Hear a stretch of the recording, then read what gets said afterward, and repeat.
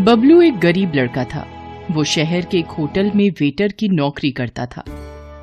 बबलू दिमाग का बड़ा तेज था। अपनी मीठी बातों से ग्राहकों का मन मोह लेता था। इससे उसे अच्छी खासी टिप मिल जाया करती थी।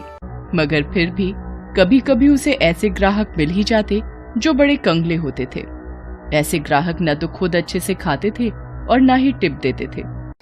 एक दिन इसी तरह का एक ग्राहक वहां आया। बताइए साहब, क्या लाऊं? खाने में क्या क्या है? चिकन में chicken handi, chicken Pathani, chicken Lucknowi, chicken kadai. Mutton में mutton kofta, mutton masala, mutton Mughlai. कीमे में कीमा पाव, कीमा घोटाला, कीमा फ्राई। ठंडे में केसर, फलूदा और रसमलाई। गरम में नॉर्मल, स्पेशल, मसाला, कॉफी और चाय। बताइए साहब, क्या लाऊं? इतना कहकर बबलू ने ऑर्डर लिखने के लिए एक पेन निकाला। ऐसा करो, फटाफट एक चाय लेकर आओ।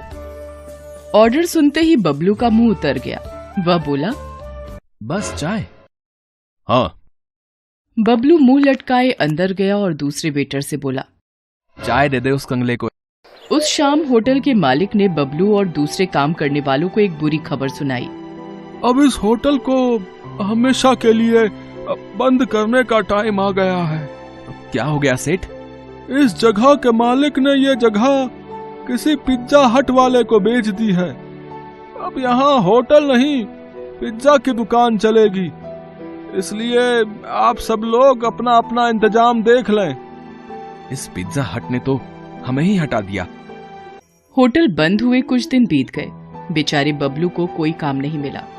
वो अपनी छोटी सी खोली में उदास बैठा था। तभी उससे मिलने उसका एक दोस्त रघु वहां आया। रघु को देखकर बबलू बहुत खुश हुआ। उसने उसके लिए गर्मा गर्म चाय और पकौड़े बनाए।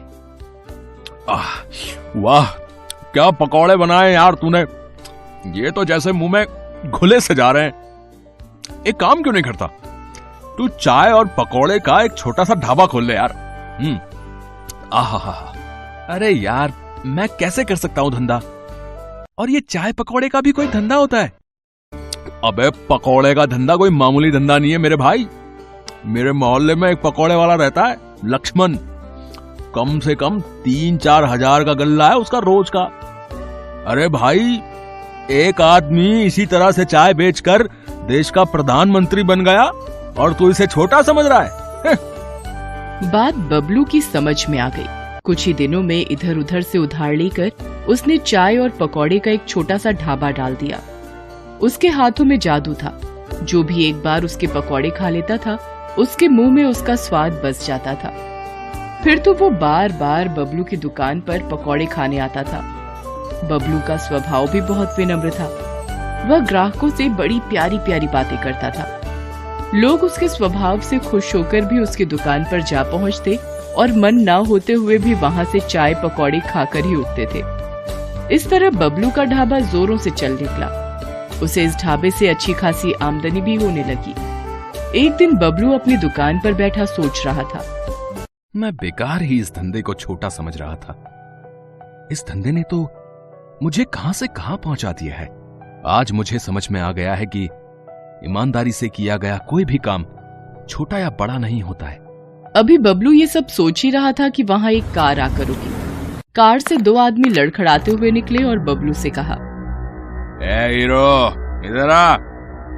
बबलू ढाबे से निकलकर जल्दी से उनके पास गया। उनके मुंह से शराब की बू आ रही थी।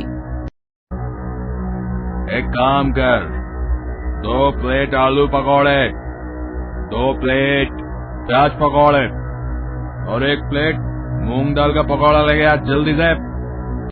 बबलू ने देखा कि दूसरे आदमी ने शराब की बोतल और 2 गिलास निकाले और कार की बोनट पर रख दिया। उनका इरादा वहीं शराब पीने का था।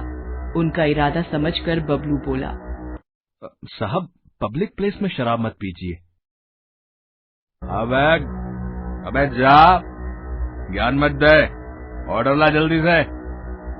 बबलू जल्दी से ऑर्डर लेकर आया। उन दोनों आदमियों ने वहां शराब पी और पकौड़े भी खाए। फिर दोनों वहां से जाने लगे। तभी वहां बबलू आया और बोला, साहब, पैसे तो देते जाओ। मुझसे पैसे मांग रहा है? अबे जानता मैं कौन हूँ? आप कोई भी हो, मुझे मेरे पैसे दे दो। आपके टोटल 120 रुपया हुआ है। अबे वीरेंद्र भाटिया नाम है मेरा, इस पूरे इलाके का म्युनिसिपल कमिश्नर हूं मैं। अबे तेरा धंधा बंद करवा दूंगा, तो जानता नहीं मेरी पावर को। मैंने तो बस अपने पैसे मांगे थे साहब। बबलू की इस बात से वीरेंद्र भाटिया आग बबूला हो गया। उसने जमकर बबलू की दुकान में तोड़फोड़ की और वहां से चला गया। बेचारा बबलू अपने ढाबे की हालत देखकर रो पड़ा। वीरेंद्र भाटिया का गुस्सा इतने से शांत नहीं हुआ। अगले दिन बबलू को दुकान बंद करने का नोटिस मिल गया म्युनिसिपालिटी से। बबलू पर तो जैसे आसमान ही गिर पड़ा। दुकान के बंद होने से सिर्फ बबलू को ही नहीं, उन लोगों को भी परेशानी होने लगी जिन्हें बबलू के चाय और पकौड़ों की आदत लग चुकी थी। एक दिन बबलू अपनी खोली में उदास बैठा था, तभी वहां कुछ लोग आए। बबलू उन्हें पहचान गया। वो सब उसके रोज के ग्राहक थे। अरे बबलू भैया, अरे और कितने दिनों तक ऐसे ही बैठे रहोगे हैं? अगर अभी कुछ नहीं किया गया तो इस भाटिया की मनमानी बढ़ती ही जाएगी, बता रहे हैं। आज तुम्हारी दुकान बंद की है, कल हो सकता है पूरा बाजार बंद कर दे। तो मैं अब कर भी क्या सकता हूँ? तुम हमारे साथ उस भाटिया के ऑफिस में चलो, हम वहीं विरोध प्रदर्शन करेंगे। इस तरह बबलू उन सब लोगों के साथ चला।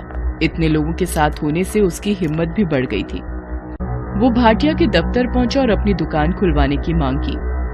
भाटिया बाहर निकलता है और गुस्से में बबलू से कहता है, अच्छा, तो तू इन सब के साथ मुझे डराने आया है? तू जानता नहीं कि तू किससे पंगा ले रहा है? मैं तो जानता हूं, मगर शायद आप नहीं जानते कि आप किन लोगों से पंगा ले रहे हैं।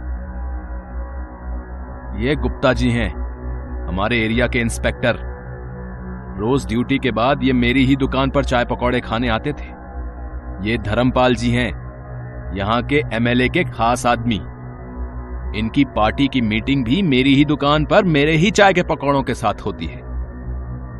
आज 10 दिन से मेरी दुकान बंद है। ये सब गुस्से से बौखलाए हुए हैं। अब आप समझ लीजिए कि कौन किससे पंगा ले रहा है।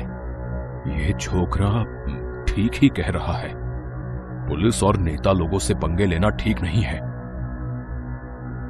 ठीक है, ठीक है, मैं तुम्हारी दुकान खोलने के कागज तैयार करवाता हूं। फिर भाटिया अंदर जाता है और बबलू की दुकान का परमिट लाकर उसे दे देता है। इस तरह बबलू की होशियारी और लोगों के साथ से उसकी दुकान फिर से चल पड़ती है। Thanks for watching.